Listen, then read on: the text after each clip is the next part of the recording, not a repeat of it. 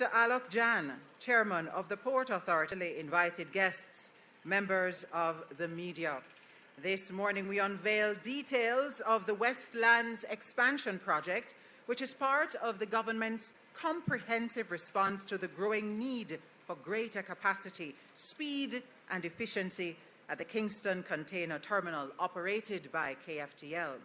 As many of you know, KFTL was established in 2016 under a concession agreement between the Port Authority and International Shipping Line CMA CGM.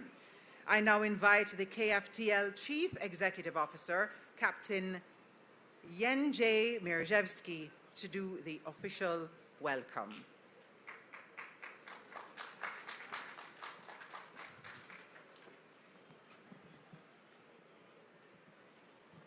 Thank you. Prime Minister, Most Honorable Andre Holness, President and CEO of the Port Authority of Jamaica, Professor Honorable Gordon Shirley, Vice President, CMA Terminals Holding, Emmanuel de la Chambre, distinguished guests, ladies and gentlemen. Good morning and welcome. Today we gather to mark the very special milestone, the groundbreaking on the Westland expansion project. It is not just a contractor side. It is a symbol of growth, vision, and long-term commitment to Jamaican futures. Just a few years ago, some of you remember, exactly more or less in the same place, we had celebrating arrival of the first hybrid strata carriers. And I'm proud to confirm that within 2 weeks we would receive next 14 new hybrid strata carriers and 2 empty handlers. But it's not all. In September, we will welcome new state-of-art ship-to-shore cranes, which will be able to service the largest vessel which is possible to pass the Panama Canal. We are constantly upgrading our infrastructure. The worst berths, shortly you will receive new fenders and new STS rail. And we also invested in a new LED lighting, which increase our performance, but also in safety. But we don't only invest in the infrastructure or equipment. We invest in our people. We already have hired more than 450 people. We have trained more than 600 operators. But what the most important is, some of them we have sent abroad to get the international experience to the Vietnam. And we are especially proud that some of our own trained operators went so far to Nigeria to train the operators there. This is a strong reflection of a talent, professionalism, and global capacity we are building here in Jamaica. And all of this is possible because of the strong, consistent support by you, Mr. Prime Minister, Government of Jamaica, Port Authority of Jamaica. Let me say, we deliver, we grow, we are getting better every day. This direct support allows the local business to grow. We serve the exporters and service providers. Let me say again, KFTL, supported by one of the largest shipping line, CMA CGM, delivers. Since the beginning, our shareholders has invested in the terminal more than $400 million to upgrade the superstructure, new equipment, and the IT system. We are deeply grateful for ongoing collaboration with the Port Authority of Jamaica. At this moment, allow me to say that there is one individual I must to thank particularly, a true partner whose cooperation and support help us achieve our common goals. I'm talking about you, Professor Shirley. Thanks a lot.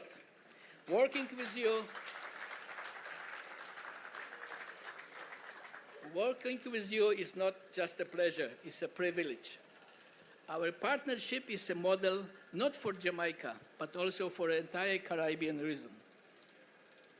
Prime Minister, I would love to say mission accomplished, but it's not true. Because our mission never ends. Because we never stop. We grow. We will continue to invest. We will continue to expand. We will continue to improve. We will reduce our carbon footprint. But most importantly, we will continue to serve the Jamaican economy and our customer better, faster, and stronger. Today, here, we are not building only a terminal. We are building an opportunities. Let me now share a few key numbers just to show how we come here. In May, we have handled 222,000 TEU. It's absolutely record in the history of the KFTL.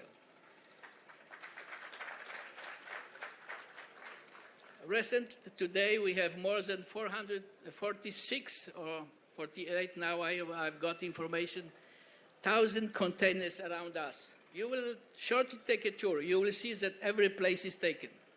But to visualize the scale of a number of containers we have here, if we will place those containers on a highway from Kingston to Montego Bay, one by one, it will take up to the Montego Bay, back, and still about 30 kilometers left to be filled up. So that's a huge amount, which normally you can't see it.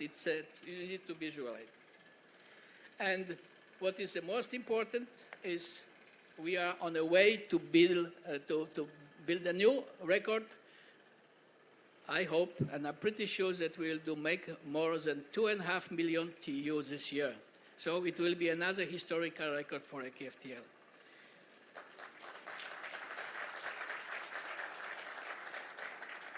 This tells us one clear thing. Jamaica is growing. And we are ready to grow with you, Jamaica. We always support Jamaican's economy. And today, we celebrate the next bold step in the journey, the West Expansion Project. The project represents an investment of the $80 million US. It will add at last 600,000 TEU on the capacity. It's a major step forward. Construction begins now. Once complete, Westland will position Jamaica in one of the biggest hubs in the area. But what does it mean, this construction? So let me give you some sense of the scale of work ahead of us. We will transport and place over 730 cubic meters of soil. Nobody can imagine, but I will try to help you. If you fill up with this soil, the National Stadium of Jamaica in Kingston, still some will left. Up to the top, and it's still some of them will be left behind. So that's the scale of the work which we do.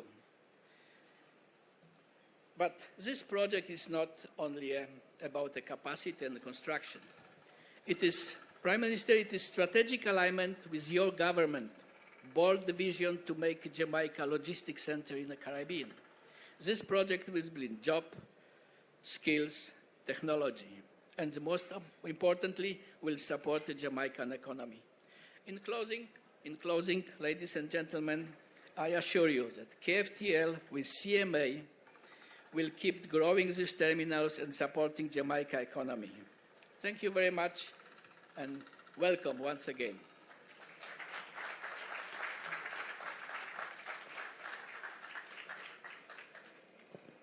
Thank you so much, Captain Merzuski. $400 million US in investment so far. I think that deserves another round of applause. Ladies and gentlemen, the work being done to modernize and future-proof Jamaica logistics has been moving at pace, thanks in part to those investments being made under the concession agreement. And before I run on, let me acknowledge the presence of the Minister of Industry, Investment and Commerce, the Honourable Owen Hill. Good morning to you, sir. The agreement, concession agreement, is a great example, and I know Professor Shirley will agree with me, of public-private partnerships that have put Jamaica on a growth path. This morning, I'm happy to introduce you to Senior Vice President of CMA Terminals Holding, Mr. Emmanuel de la Chambre, who will come now to formally greet you.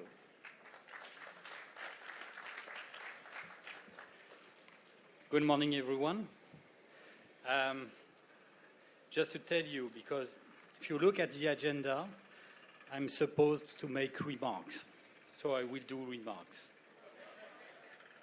First, my first remark is a warm thanks to you, Mr. Prime Minister and Mr. Minister of Industry, because if we are there in Jamaica, us, CMA, as a shareholder, and as a shipping company, it's because we are always welcomed.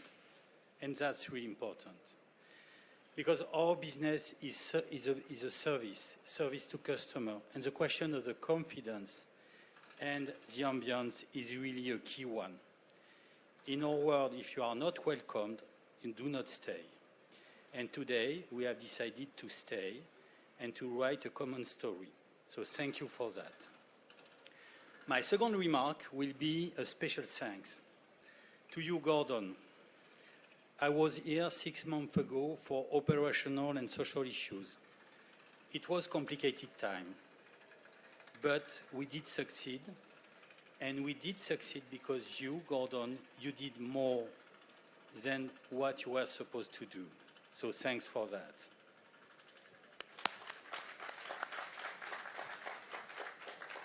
My second special thank will be to our CEO, Jesdrej, because you were the counterpart, the sparring partner of Gordon.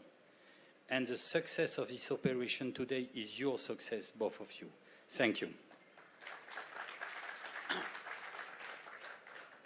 My last remark will be to tell you why we are there. We are there because we do believe strongly in Jamaica as a partner to serve your economy, to develop your jobs. And for that, we have decided to operate in Kingston. Kingston is our second terminal worldwide, second one, just after Malta. And not so far, I can tell you. 2,000, 3,000 moves difference between Malta and you. But you are the second one. It's our job to become number one.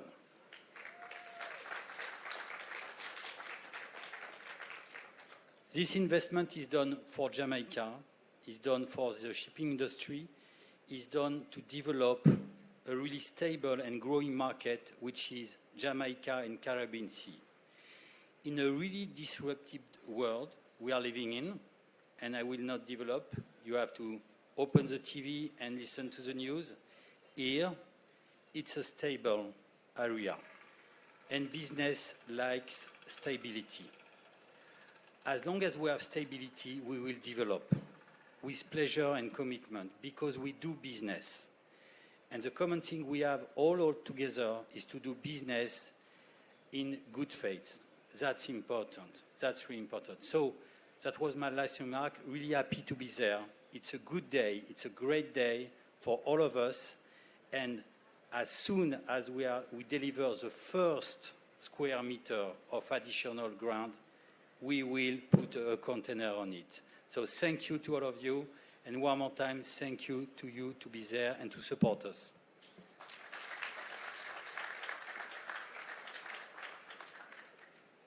I wholeheartedly agree with you, Mr. de la Chambre. It is a great day indeed, and the beginning of another exciting chapter in the development of the Port of Kingston. Westland's expansion will bring so many benefits, and we're going to hear more about that in a few moments. We'll also get to actually see the area that has been earmarked for this expansion and do a tour of the west and south berths to see the results of some of the wonderful investments that we've been hearing about this morning. But first, we're going to get the unique perspective of the Port Authority of Jamaica, the maritime agency that has been a key driver of this very strategic development plan. Please help me welcome PAJ President and Chief Executive Officer, Professor the Honourable Gordon Shirley O'Jay.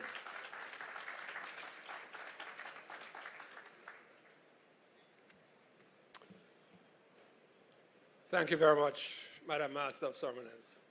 Most Honourable Prime Minister, Minister Hill, members of the Board of the Port Authority, members of the Shipping Association of Jamaica, members of the port community, members of the business community, members of the PAJ. Thank you all very much for coming this morning. You've already heard a lot about the project from EMJ, and I think, and from Emmanuel, you've heard the perspective from Marseille on Jamaica. My responsibility this morning is to really explain the significance, to elaborate on some of what EMJ has said of the importance of today's signing and the groundbreaking exercise, and to put it in the context of the developments, other developments in the port of Kingston that have contributed to the growth that we have experienced over the past 5 years. The process of transforming Kingston into the fastest growing port in the region and a leading transshipment and logistic hub was really placed into motion when the concession agreement was signed on the 30th of June 2016, giving KFTL the right to develop and operate the terminal for a 30-year period long enough for them to have the confidence to invest and expect to have a good return. CMA CGM, to be clear, was selected as a successful bidder for the concession agreement via a very transparent procurement process.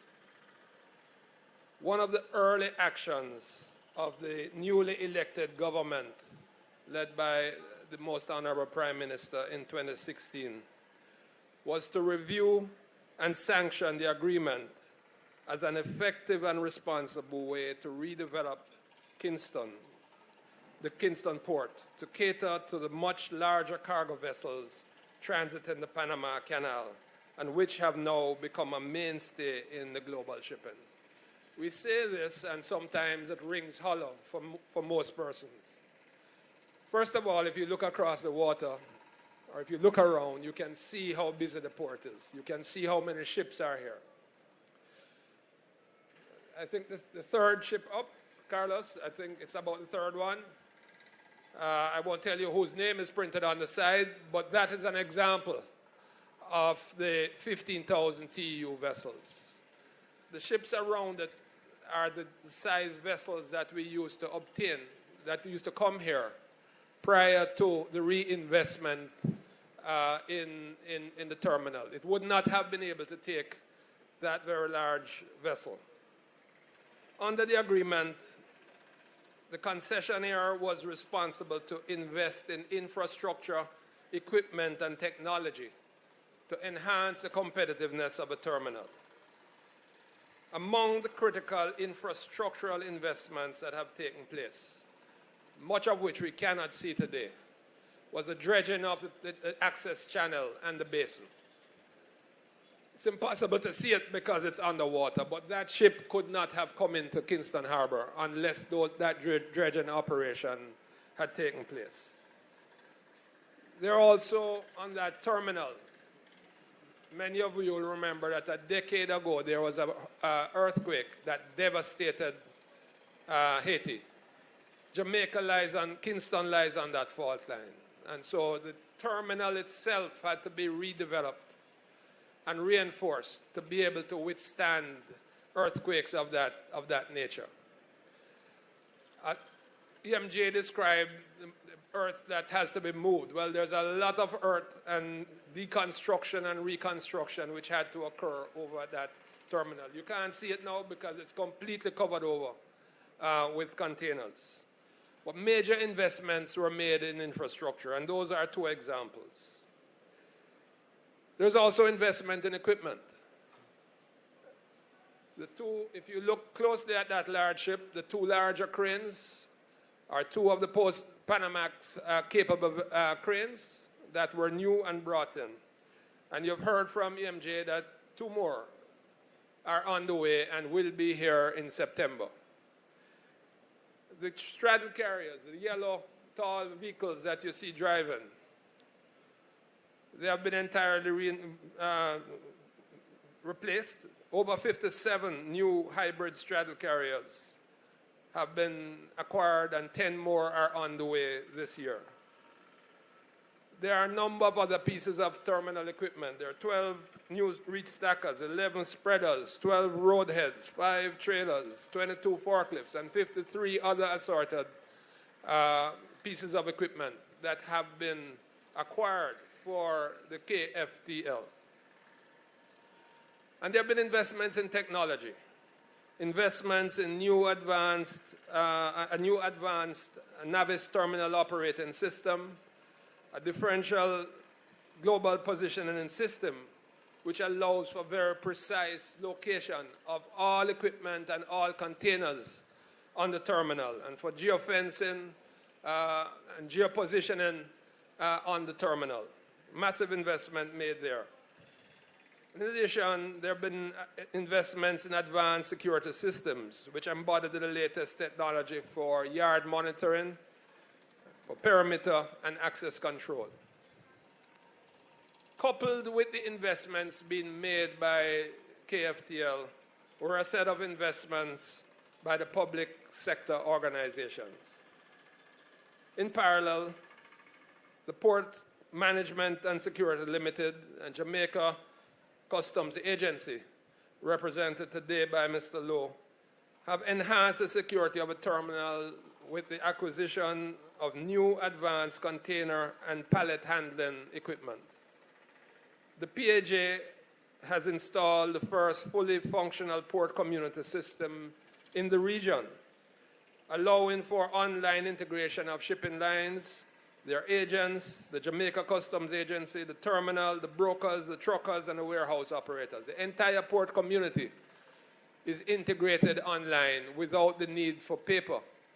All transactions can be executed electronically. Immediately following the Prime Minister's address, as you have heard, the objective is to take you on a tour around the terminal, and you will see it's bigger than many towns.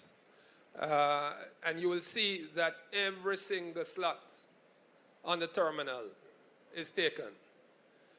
You will see how busy it is with all the equipment that is moving around. I think it is difficult for many people to visualize because they pass the terminal and it looks calm and peaceful, but there's a lot that is happening in this little town over here. The results have been dramatic, and EMJ has outlined some of that. Cargo movement has grown from 859,000 in 2016 to 1.4 billion moves in 2024, an increase of over 58%.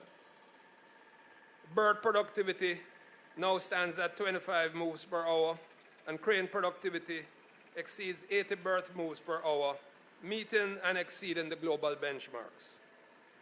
Preventative maintenance.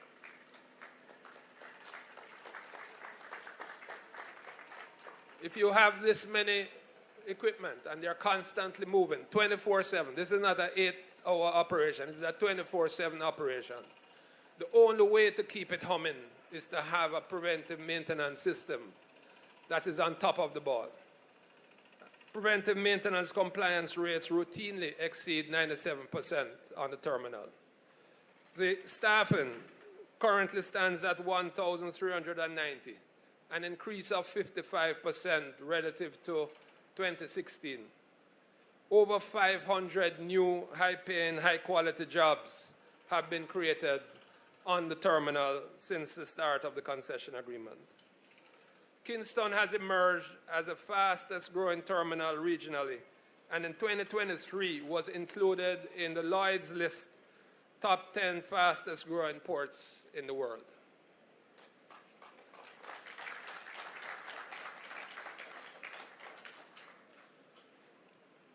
The truth is that most people in this audience know that growth does not usually come without its challenges. And the shipping industry is subject to changing geopolitical developments and the impact of those on trade flows. Driven by the response to the pending trade war in 2019 and by the COVID pandemic in 2020, the shipping industry was faced with a period of considerable disruption and uncertainty. The most visible effects of this were the congestion at ports and the dramatic deterioration in vessel arrival punctuality and delays in the delivery of cargo to customers. Kingston has experienced its share of these challenges. Unaddressed by further investments, these challenges would threaten to undermine the impressive growth that we have achieved to date. The Westlands Agreement is a catalyst for further growth. The arrangement to be signed today between KFTL and PAJ will allow for an expansion of the terminal storage area by over 25%. This will significantly improve the competitiveness of a terminal, which will be able to accommodate cargo that is currently bypassing the port from its existing shipping lines, and will allow it in addition to attract new business from other customers. It will also allow for a modern, highly automated domestic gate to be installed, substantially improving, Mr. Lowe, the rate at which domestic cargo can be processed and released. The development of the Westlands will create an important additional basis for competitiveness for Kingston in comparison to the space-constrained competitors. The work to prepare the land for the container storage will take place in phases. The objective is to commence the work immediately on signing of the agreement for the space and to quickly bring the area into productive use. You heard Emmanuel saying when the first square meter is available, he's putting a container on it. So you can imagine the contractor working, and right behind him is Carlos with straddle carriers putting down containers.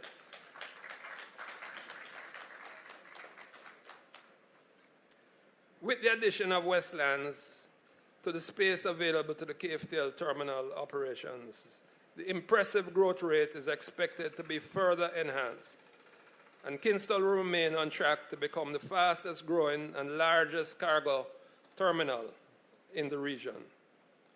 The PAJ is therefore pleased to participate today with KFTL in the signing of the Westlands Agreement and in breaking ground for the construction of the expanded terminal storage area. I will depart from script just for a moment because it would be remiss of me not to express a special word of thanks to the Most Honorable Prime Minister for his vision, for his careful and insightful review of our strategies, not just of this project, but for the many other projects that we do. We are very grateful, Prime Minister, for your guidance, your support, and your assistance to us over the many years. The Permanent Secretary has listened very carefully to us and has been of assistance to us whenever things appeared as if they were about to become bogged down in the bureaucracy. And we are greatly appreciative of her and the work of her team at the Ministry of Economic Growth and Job Creation. And to our board, members of whom are here, and in particular to our chairman, Mr. Alokjan, for the wisdom, the guidance, their ready accessibility, and for their consistent support. And finally, I'd like to say, to reciprocate, that it has been an enormous pleasure working with EMJ, Captain Mizerski, and the team in Marseille. Tough negotiators, hard fighters. They squeeze every cent out of everything. But that's what businesses do. And once we understand it, we know that when all the pieces are put in place, we have a partner that will be with Jamaica for the very long term. Thank you very much, ladies and gentlemen.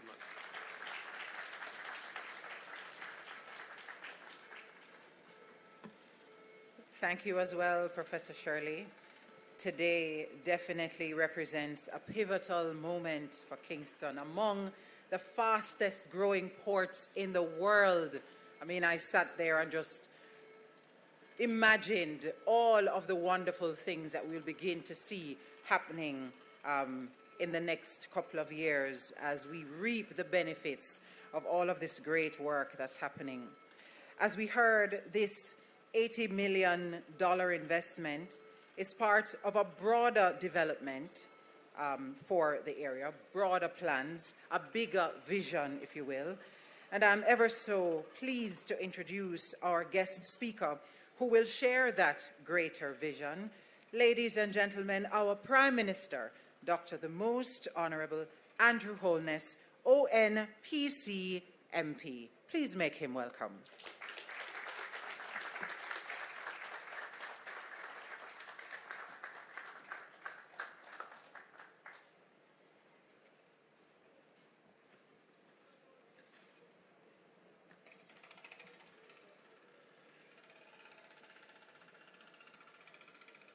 Senator the Honourable Auburn Hill, Minister of Industry, Investment and Commerce,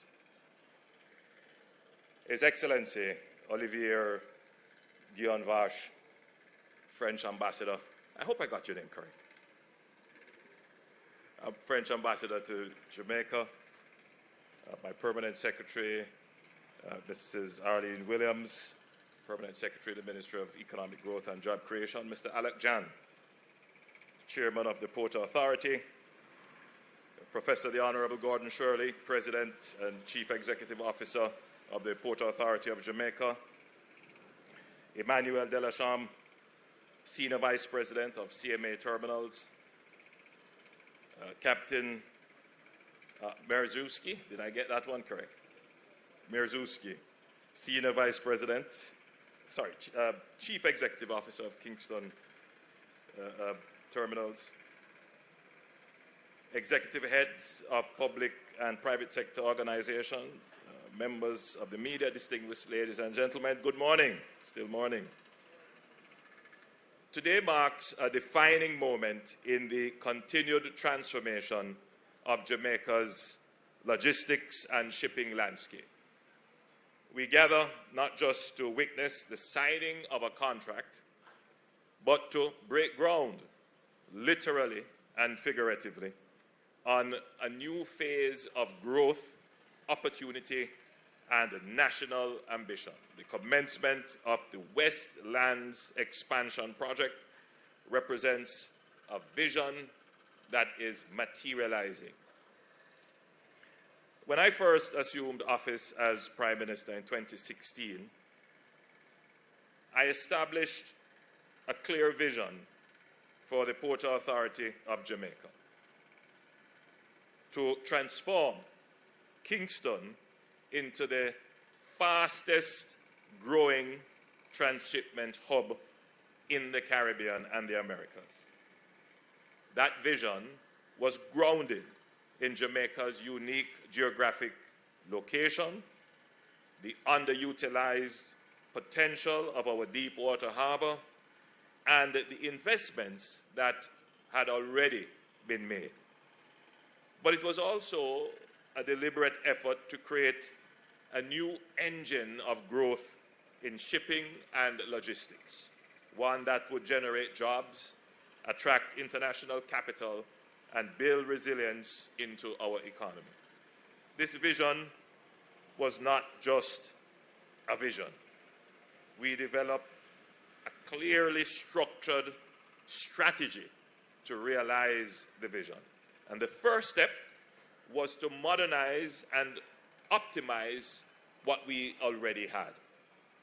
In 2016, we executed the landmark concession agreement with Kingston Freeport Terminals Limited, triggering over $400 million in investments in terminal infrastructure, including cranes, straddle carriers, and high-tech operating systems. Another $50 million is being invested this year in additional equipment to enhance operational throughput. The investments have gone beyond infrastructure and equipment. The KFTL has implemented an advanced terminal operating system, integrated geopositioning and geofencing capabilities, and overall its security architecture. These investments have paid off. The KFTL's cargo volumes have grown by 58% since 2016. Berth moves and crane moves exceed global performance benchmarks. The company maintains a preventative maintenance compliance rate of over 97%. And importantly, the company's workforce has grown by more than 50%, creating 500 new high-quality, high-paying Jamaican jobs.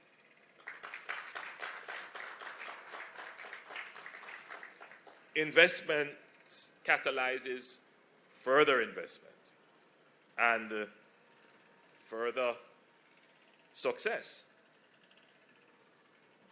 The Kingston Wharves Limited, which is the neighboring terminal at the Kingston port, has undertaken significant investments themselves of over US $56 million.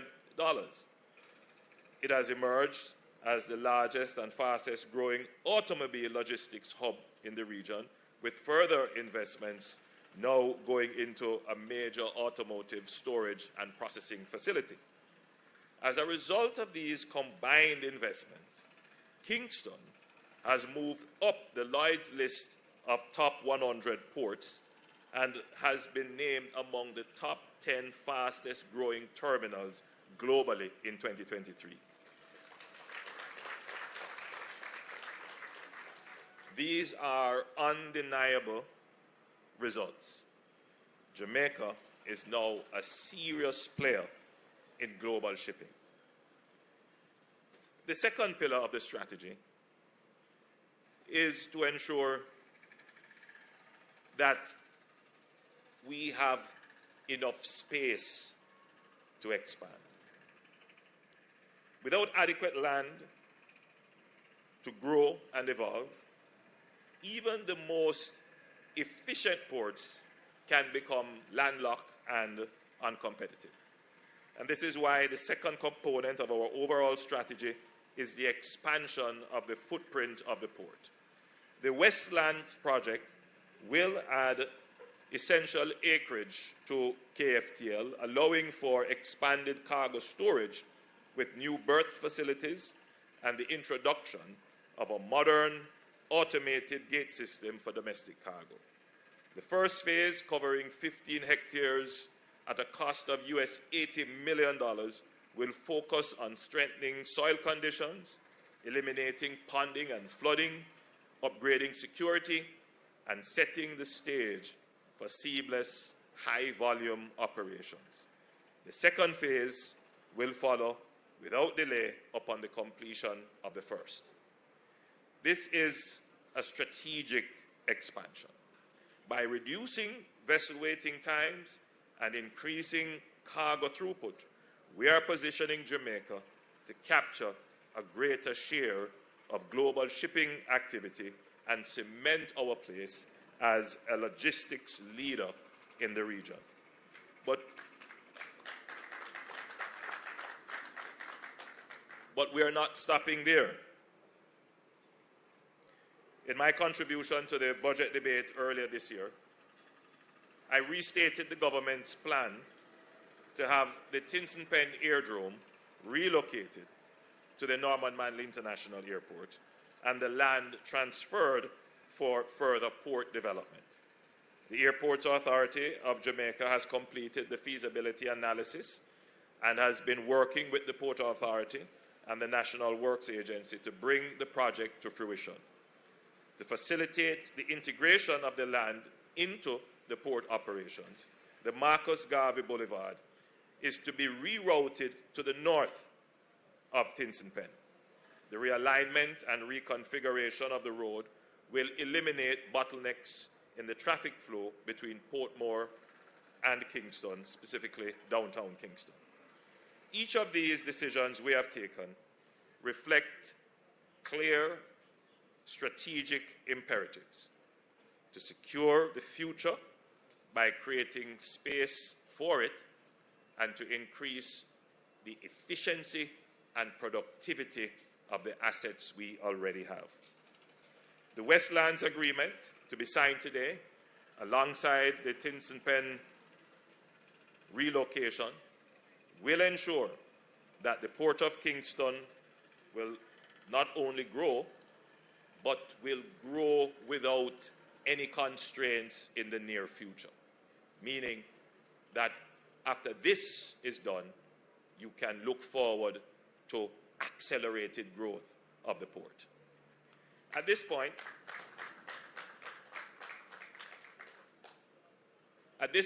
I would also like to address what has been a pain point for the port community, as well as for the public who would use the port, and that is the state of the roads in Newport West. The PAJ has been tasked to establish a public-private partnership arrangement which would include the Kingston Wharves Limited, the Shipping Association of Jamaica, the Jamaica Customs Agency, and the National Works Agency to improve the conditions of the roadways. 80 million Jamaican dollars is being invested jointly by the partners, and the road improvement works are being overseen by the NWA with input in improving water and sewage facilities by the NWC. So I'm pleased to report that work commenced on the 20th of June last month, and the Honorable Robert Nestor Morgan, Minister without portfolio in the Ministry of Economic Growth and Job Creation, responsible for works, is playing a critical role in ensuring that all the entities are coordinated and that the work is completed in a timely fashion. The second pillar of the strategy, the third pillar of the strategy rather, is to ensure that Jamaica becomes a world-class logistics hub. We have talked about this for more than a decade. This is something that has been the stuff that dreams are made of. Various ministers have come and promised. Well, I am pleased to say that the dream is being converted into reality.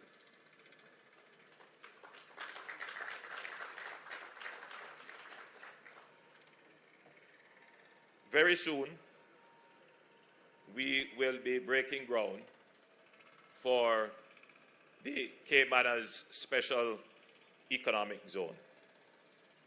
Something that we have done studies on with the World Bank. We have spent a lot of money on it. It is something that both administrations have wished for.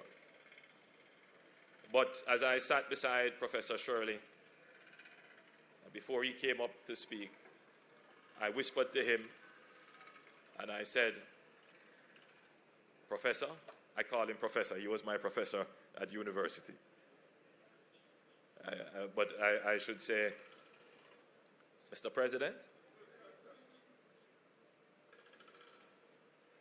are you ready to break ground for the Caymanas Enterprise Zone? And he said to me, yes, Prime Minister, we are waiting on a date in your diary. And then I said to him, this is so important. So any day, I am ready. So you name the date.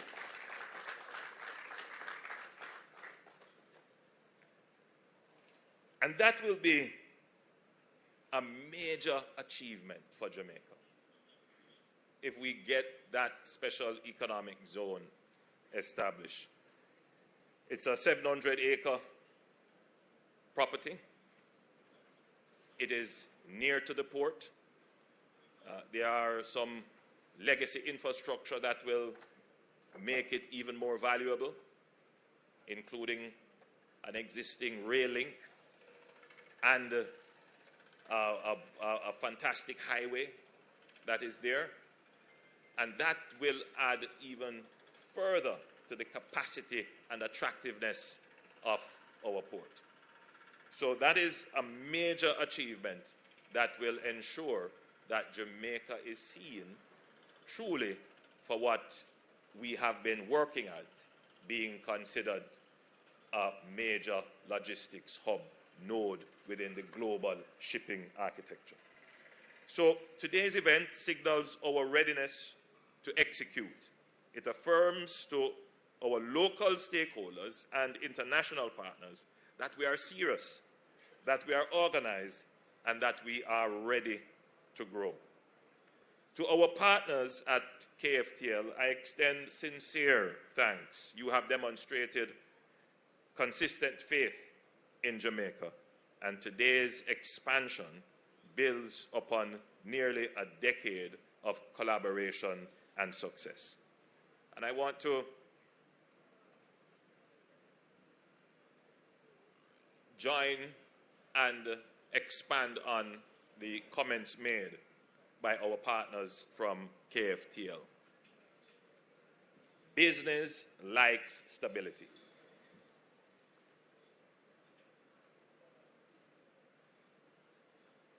Business likes stability.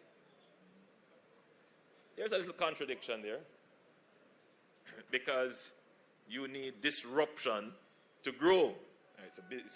So to get growth, you have to be a little bit disruptive. You have to innovate. You have to change the way in which businesses operate to take advantage of the opportunities that disruptions create.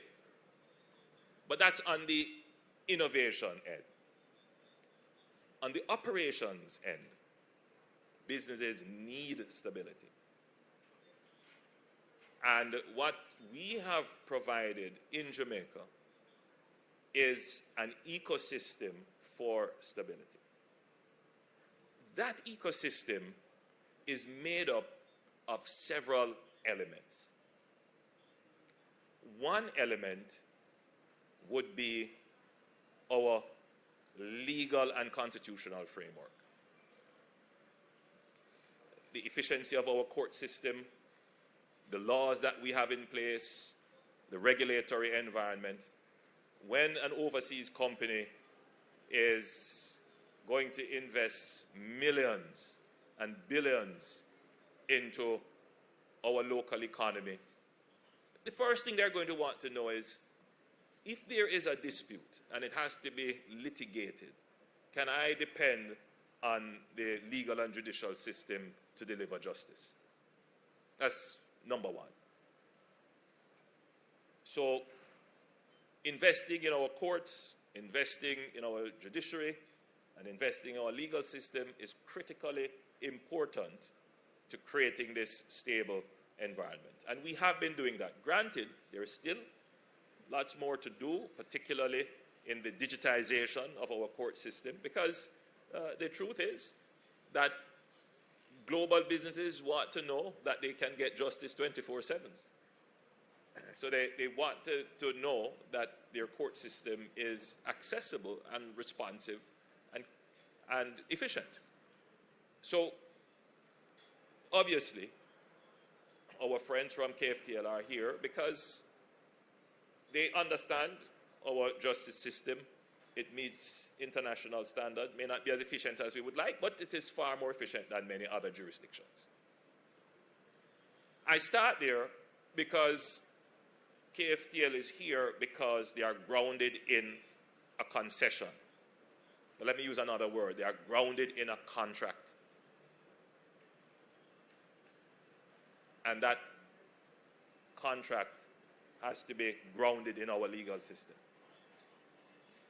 Secondly, they're going to put their money in here, and let's face it, they will put down cranes and they will dredge and put up concrete, they won't be able to take that with them.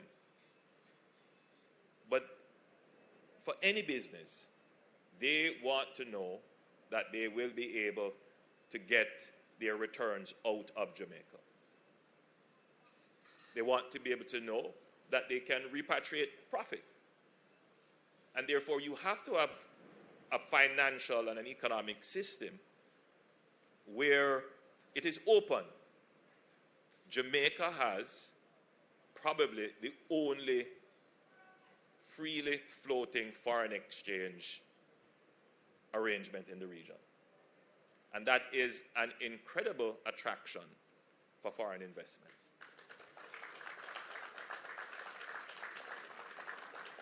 There are other countries where it is like pulling teeth to get foreign exchange. Now, I know this may have some dissonance to my local audience. Why would we want that? Well, if you stop and think about it, people are not going to move their foreign exchange if they know they can get it when they want it. It sounds counterintuitive, but people are going to move their foreign exchange when they believe they can't get it when they want it. And therefore, to create stability, you have to have a market-generated foreign exchange rate. And that's what we have done. Even with a freely floating currency, our reserve has not been drained. Our foreign exchange reserve is the highest it has ever been in our history.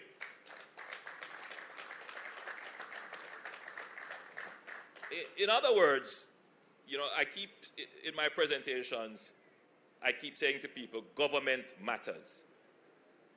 And if you have governments who think a particular way, you're going to get a particular outcome.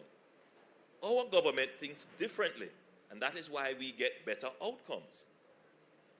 One would think it's a contradiction that if you have a freely floating exchange rate, your foreign exchange reserves would be zero. But it is the confidence that is important.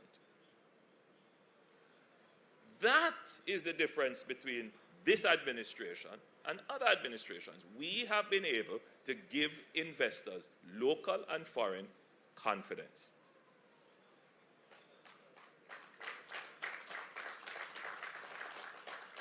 So, if you look at our economic performance, we have provided this very critical fiscal certainty to our economy, which gives investors confidence that I can put in more money and I can take it out when I'm ready. Now, listen, money needs a safe place. In the same way that, you know, some people feel the safe place is under their mattress or under their pillow because they can see it and they can take it up. Well, foreign investors want to know that their investment is protected by a strong legal system, is protected by good government policies, and then they will just leave their money there.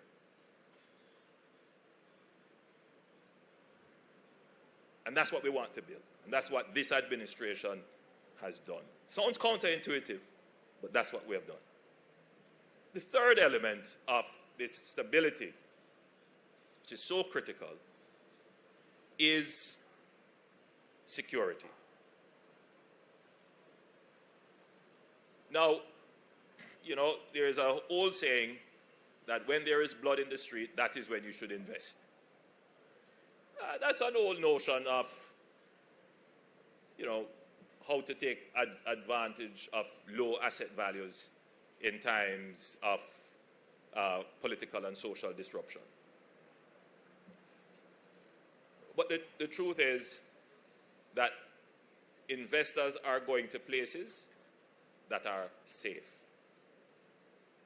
They're going to places that are stable, but they also want to go to places that are safe. So for us in Jamaica, we have a I hate to use the word, contradictory approach to crime and violence, because for so long we have looked on crime and violence as a kind of social phenomenon born out of dispossession, inequity, and poverty in the society. And that is true. But there comes a time when the society has to look at itself and say, can we excuse this? Or are we going to address it? Because the crime and violence, which we believe comes from a dispossessed youngster in an inner city, and the society has been unfair to him, that youngster is actually preventing yours and his own development. So the society has to be firm and unequivocal in how it deals with crime and violence. Yes, there must be no compromise on human rights, but that doesn't say you must not be firm and decisive and instrumental in dealing with crime and violence. Because that firm and instrumental approach will be beneficial to you, but it is also beneficial to that youngster. Note, 500 new jobs created here as a result of that investment. And when we put in the other, 15 hectares of new space to put in new containers, we're going to need more people to work here. And where are they? Where are they? They are in the gangs, toting guns. We are losing their human resource, which could be very useful here. And these are not low-paying jobs. And when you present the options to them to say, come, we'll train you, we'll give you the stipend to come and get trained, they have been so caught up in the gang world that their attitude is a barrier to their progress. The society cannot continue to be ambivalent in this matter as it relates to treating strongly with the criminals. They are a block to our progress. They are an obstacle to all of our progress. And I use this opportunity to say, you know, I would want to see all of those youngsters in the inner city, and I see so many of them who are, you know, caught up in this gang culture, in this thug culture. We want you to come and work here. We want you to become the crane operators, the stevedores, the managers, the accountants, the people who operate the software and who get involved in logistics. Because the truth is that we face another problem. The chairman of the Port Authority and Minister Hill will tell you. Oh, tell me when you're ready for me to come down. Minister Hill will tell you that one of the challenges we face as a country is we simply are not able to, for the next decade, identify the labor force that will be necessary to carry the growth. I've never said it in this way before, but I'm saying it this way now because it is a real problem, right? It's a problem that you're going to feel the crunch in the next decade, in the decade coming, even though you're starting to see it now. But it is something that we have to really, really, really think about. And it is a real challenge that we are losing so many of our good human resources, our good talent, our good labor, because they are tied up in crime. They don't want to come out of the gangs. They don't want to leave their communities. They take a negative attitude antisocial attitude towards work. And what that does, it locks them into that for the rest of their lives. And some of the social commentary reinforces and supports them there, right, without realizing that they're doing them a disservice, when the social commentary should be encouraging them to come out of crime, put down the gun, put down the thug lifestyle, and go and find a work, right? Even if it is not paying you what you want now, the economy is growing, and by you coming into the economy and providing your labor, you are helping the economy grow. As your Prime Minister, I have to say it in the ways that my public here will understand. It's not being in any way disrespectful to them or not understanding their issues, but we have to elevate the national discourse. There are bigger things for us to achieve, and we are being our own worst enemies by holding on to certain outdated perspectives on how we should grow. You have to ask yourself, why is it happening now and not before? Why is it that our friends from KFTL are willing to invest now, and it didn't happen 10 years before that, 10 years before that, 10 years before that, 10 years before that? It's happening now because we are providing the economic stability, and we are showing very clearly that this government intends to deal decisively with the crime and violence issue.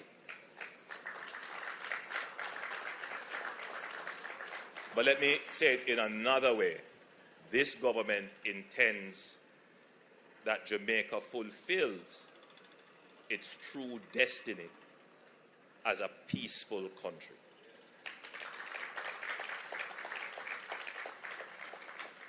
So if you have good judicial system, if you have good fiscal management of your economy that gives certainty and predictability, and you have peace, security and safety, then people are going to consider you a vault where they should come and put their money.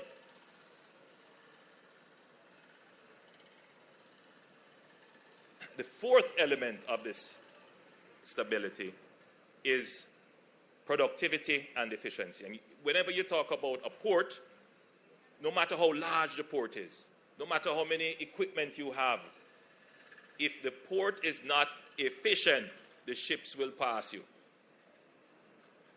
and go to somewhere even further.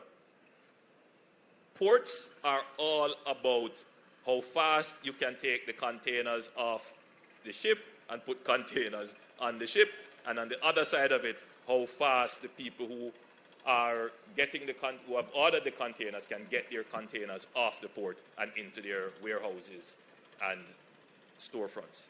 That's what a port is all about.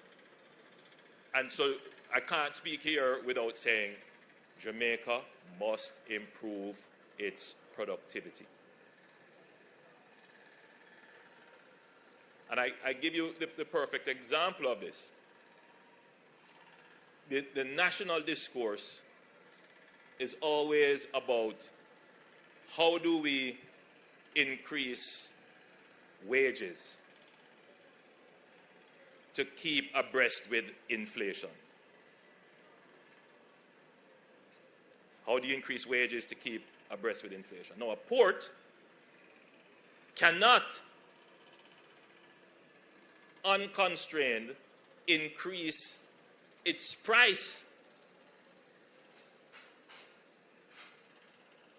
to keep abreast with, growing demand for its space. Because that growing demand for its space, which it cannot manage, is called congestion. So it can't very well say, all right, my port is congested, I'm going to increase my price. No. What will happen is they will just go somewhere else. So what do the ports have to do? They have to do this. They have to invest in expanding their space, bringing new technology, new cranes, and train their human resources and improve their management. And that same analogy is important for the rest of the society. We are cluttered by bureaucratic inefficiencies. We are cluttered by regulatory inefficiencies that make the cost of service delivery to the citizen higher, that acts as an obstacle to investment.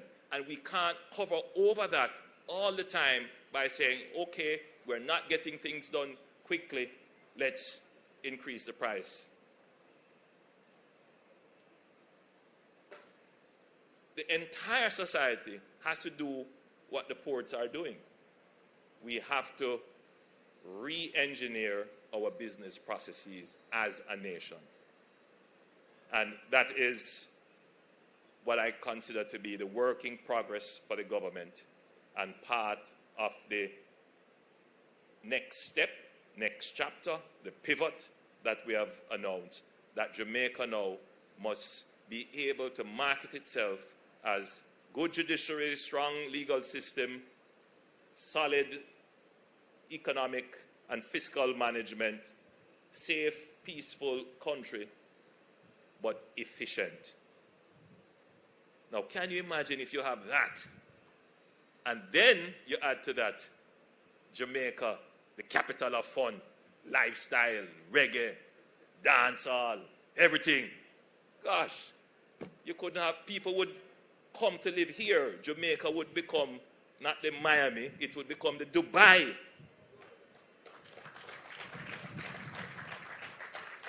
And that is what this administration has been strategically doing. It's a painstaking thing. The public is not going to understand everything, and some things you try to explain it in their minds, they think, you know, it's dissonant to them.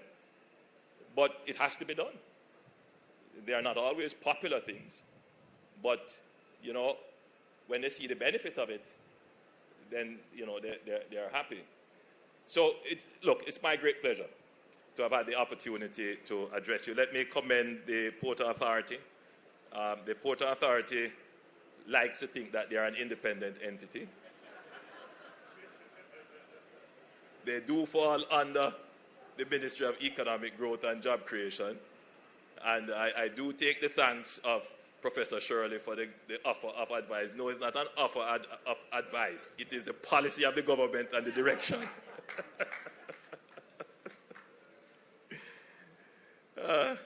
And of course, I did thank our partners at KFTL. I look forward to the continuation of our partnership, our public-private partnership in a sense, and for the continued expansion of our ports. Ladies and gentlemen, it was my pleasure to address you.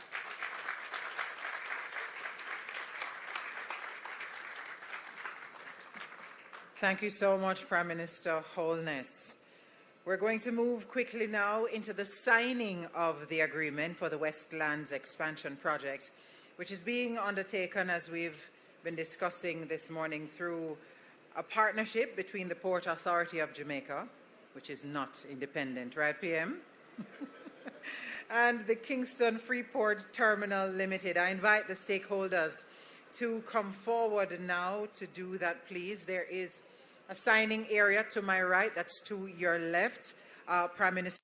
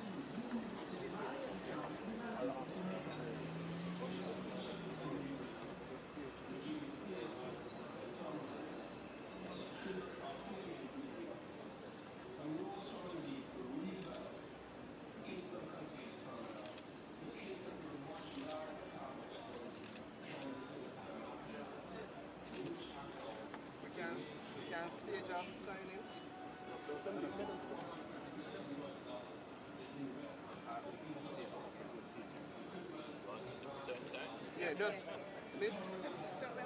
Miss. The not so formal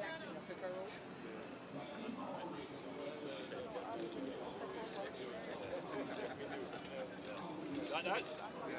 Very good.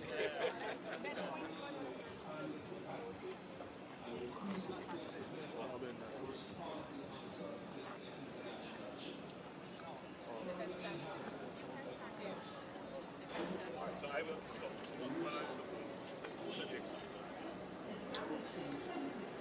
Minister Hill, come on to the other side.